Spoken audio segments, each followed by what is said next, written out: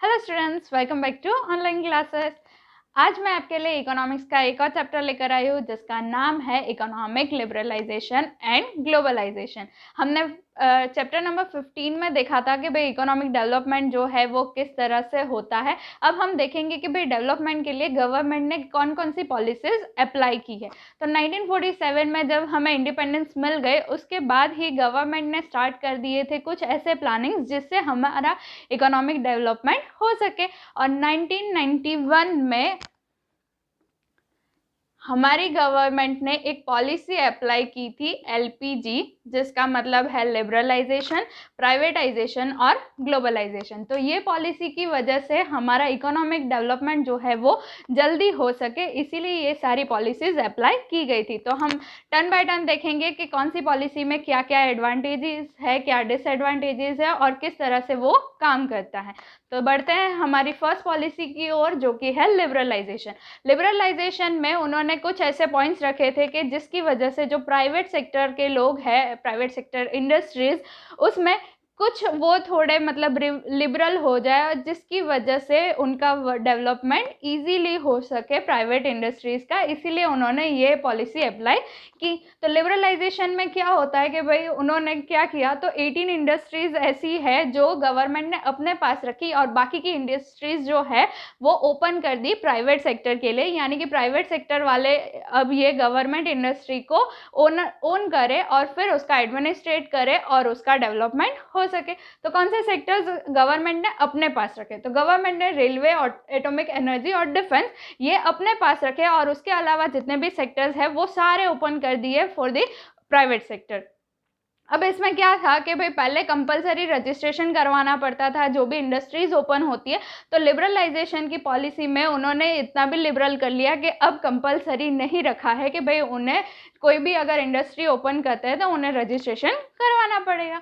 और जो हार्मफुल नहीं है एनवायरनमेंट के लिए या फिर उससे पॉल्यूशन नहीं होता, तो ऐसी इंडस्ट्री को भी अब रजिस्ट्रेशन करवाने की ज़रूरत नहीं है।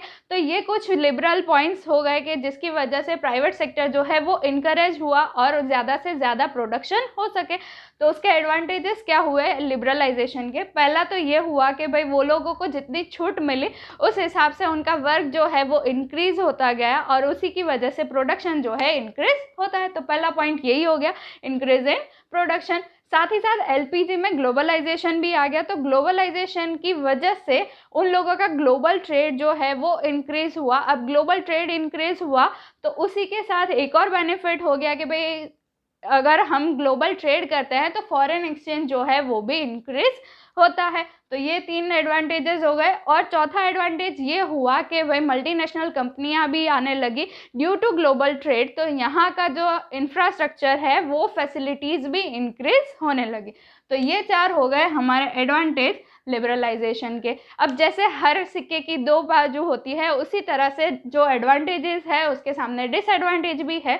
तो क्या डिसएडवांटेज हो गए, तो ये है कि मोनोपोली चेक नहीं हो सकती। अब लिबरलाइजेशन आ गया मतलब वो गवर्नमेंट लिबरल हो गई, तो वो उतना ध्यान नहीं रखेगी कि भाई जो प्राइवेट सेक्टर्स है वो किस तरह से वर्क करते हैं। तो प्राइवेट सेक्टर तो मतलब खुश हो गए कि अब इनके ऊपर कंट्रोल नहीं रहा, तो वो अपने हिसाब से कुछ भी चेंजेस कर सकती है। तो ये एक डिसएडवांटेज हो गया सबसे बड़ा कि मोनोपोली जो है वो चेक नहीं हो सकती। मोनोपोली का मीनिंग ये होता है कि भाई कोई भी सेक्टर जो है यानी कि अगर प्राइवेट सेक्टर में कोई पर्टिकुलर कंपनी वो प्रोडक्ट उसका प्रोडक्शन करती है और बाकी की कंपनीज उसका प्रोडक्शन नहीं करती, तो वो कंपनी के पास अथॉरिटी हो जाती है कि भाई वो चाहे उतनी प्राइस हाई कर सकती है, वो चाहे तो उसके ऊपर ज़्यादा से ज़्यादा प्रॉफिट ले सकती है। और गवर्नमेंट तो लिबरल है तो फिर वो उसे कोई कंट्रोल नहीं कर सकती। तो पहला ये डिसएडवांटेज हो गया।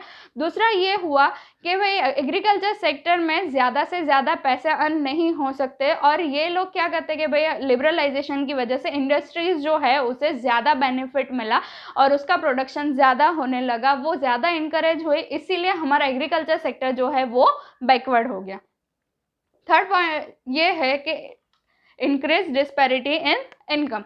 तो किस तरह से डिस्पैरिटी हुई इनकम की, तो जो हमने सेकेंड डिसएडवांटेज देखा कि भाई इंडस्ट्रीज जो है वो ज़्यादा इंक्रीज होने लगी और उसका प्रोडक्शन इंक्रीज होने लगा, तो जो रीच लोग हैं वो ज़्यादा रीच होने लगे, यानी कि इंडस्ट्रियलिस्ट जो है वो ज़्यादा मनी अर्न करने लगे। और साथ ही साथ जो एग्रीकल्चर सेक्टर वाले हैं जिनका अभी डेवलपमेंट उतना हुआ नहीं, तो उनकी इनकम जो है वो धीरे धीरे कम होने लगी। तो इस तरह से इनकम की डिस्पैरिटी जो है वो इंक्रीज होने लगी। और जो फोर्थ पॉइंट ये है कि भाई हमारा इंपोर्ट अब इंक्रीज हो गया, सामने एक्सपोर्ट जो है वो डिक्रीज होने लगा है। अब इंपोर्ट इंक्रीज होता है तो हमारे यहाँ से पैसे जो है वो फॉरेन में चले जाएंगे, तो हमारे पास क्या होता है कि भाई फॉरेन की जो डेप्थ है वो इंक्रीज होने लगी। तो लिबरलाइजेशन के हमने देखे कि 4 फायदे तो हुए, पर साथ ही साथ में हमें 4 डिसएडवांटेज भी हो गए।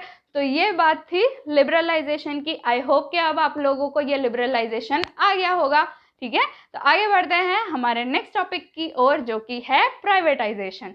प्राइवेटाइजेशन का मतलब ये होता है कि भाई ऐसी प्रोसेस जहां पर जो स्टेट गवर्नमेंट की ओनरशिप वाली जो इंडस्ट्रीज है वो ओनरशिप और जो ओपन की जाती है प्राइवेट सेक्टर के लिए, तो ये प्रोसेस जो है उसे बोला जाता है प्राइवेटाइजेशन। जिसमें जो मैंने अभी आप लोगों को डिफाइन समझाई उसी हिसाब से ये मेथड है जो आप लोगों को याद रखनी है कि पहली ये कि जो एरियाज रिजर्व्ड है पब्लिक सेक्टर के लिए वो ओपन किए जाते हैं प्राइवेट सेक्टर के लिए।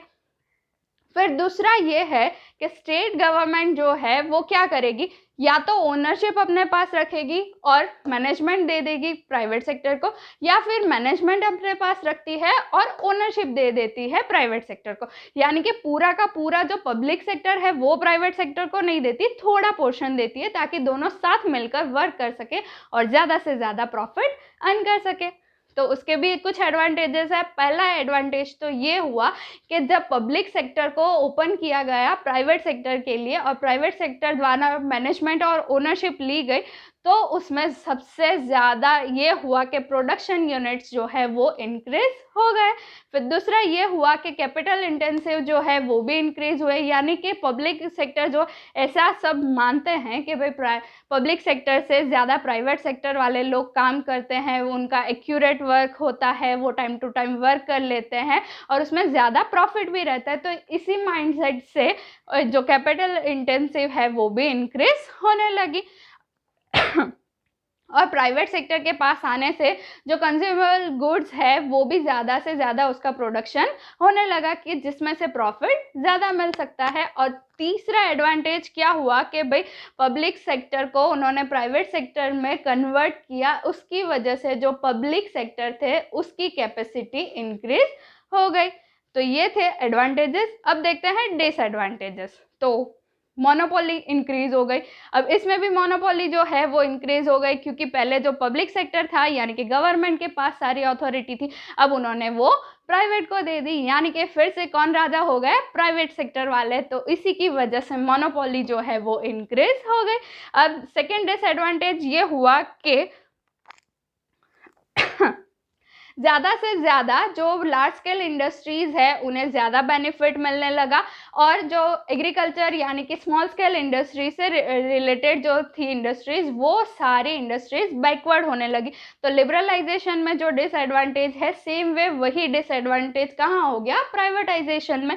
और फिर क्या हुआ कि भाई जो प्राइवेट सेक्टर्स है उन्होंने प्राइस जो है अपने हिसाब से डिसाइड करना स्टार्ट कर दिया, पब्लिक सेक्टर का जो ओनरशिप है वो चला गया। इसकी वजह से प्राइस राइज का भी जो डिसएडवांटेज है वो पब्लिक कंज्यूमर्स को बेयर करना पड़ता है। तो आज हमने देखी कि लिबरलाइजेशन और प्राइवेटाइजेशन की जो पॉलिसी है उसमें कैसी मेथड्स होती है, क्या एडवांटेजेस है और क्या डिसएडवांटेजेस है। नेक्स्ट वीडियो में हम देखेंगे कि ग्लोबलाइजेशन जो है उसके एडवांटेजेस और डिसएडवांटेजेस। तो जल्द ही मिलेंगे एक और नए वीडियो के साथ। Till then bye.